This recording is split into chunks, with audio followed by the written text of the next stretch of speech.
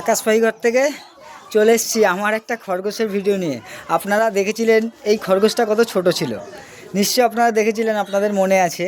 আজকে খরগোশটা কত বড় খরগোশ, দেখুন কত বড় হয়ে গেছে, কি কিউট লাগছে দেখুন খরগোশটা, জাস্ট কিউট, মাস্ট কিউট লাগছে। আমি অনেক দিন পরে আজকে আমার পায়রার ভিডিও বা আজকে আমার খরগোশের ভিডিওগুলো করছি, কেমন লাগছে অবশ্যই আমাকে জানাবেন। দেখুন কতটা লম্বা হয়ে গেছে, মানে আমাকে দেখেছে যে ওর যখন খাঁচাটায় আমি হাত দিয়ে খুলে যেই আমার হাতের গন্ধটা পেয়েছে, মানে কি বলবো, তাড়াহুড়ো করে বেরিয়ে এসছে আমার আদর খাবে বলে। আমি একটু আদর করে দিই, কারণ আপনারা জানেন যে আমার এই সব জিনিস ঘাটতে আমার কোনো অসুবিধা হয় না। সবসময় আমি এদের নিয়েই থাকি, এদের নিয়েই থাকতে পছন্দ করি, আর এদেরকে আমি ভালোবাসি। কারণ আমার একটা পায়রাগুলো যা করছে না, আমি দেখাতে পারছি না, ঠিক আছে, দেখছি চেষ্টা করি যদি দেখাতে পারি একবার। দেখুন আমার পায়রাগুলো কি করছে, দেখুন একবার কি করছে দেখুন।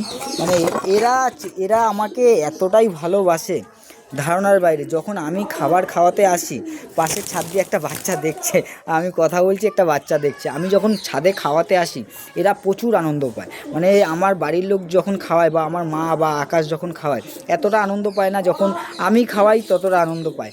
মানে এটাই হচ্ছে ভালোবাসা, আর কিছু না।